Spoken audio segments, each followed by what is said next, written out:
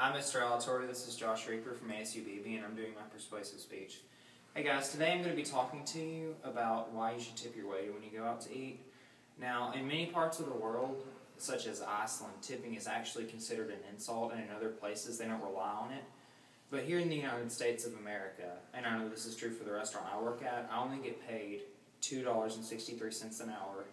And in other places, the wages are substantially low because the servers are expected to make up for that in tips. And normally I do.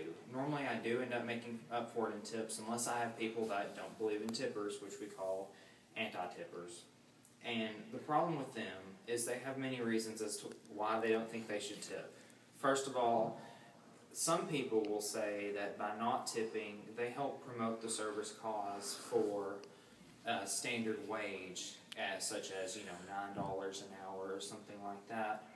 When in reality, all they do is every time they go out to eat, just hurt a server here and there. Second of all, there is no cause. Most servers are happy with the wages that they are getting and stuff like that.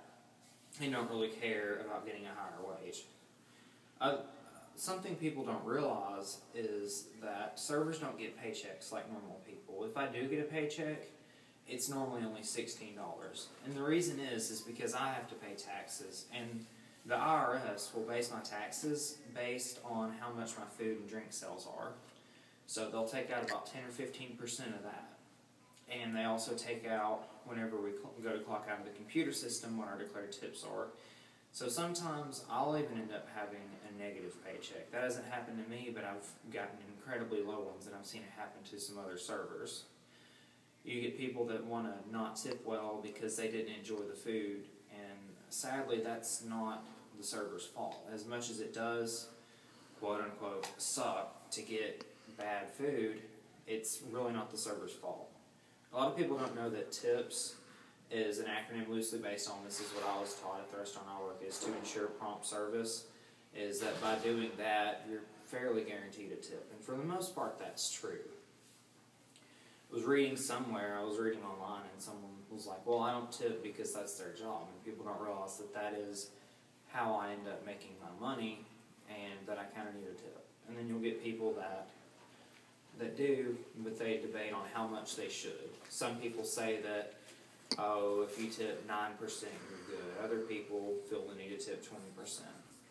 This all depends on the line of work that they're in. For example, you're not going to tip the person at McDonald's who hands you your food, or you might tip your car hop at Sonic, normally just whatever adds up to a good dollar amount. If you're eating something such as a buffet or just a diner, you could tip maybe around 10%. But most places, the ones that are sit-down restaurants where you have a server that does everything for you, the standard is probably 15 to 20%, I would say. At least that's what I would recommend. And another thing that people don't realize is that they don't even get all of the tip money from that. I have to tip out 3% of my sales, which is about 20% of my tips, to the busboys and to the person that runs my food. So in essence, because of tip share, if you don't tip your server, they end up pretty much paying to serve you.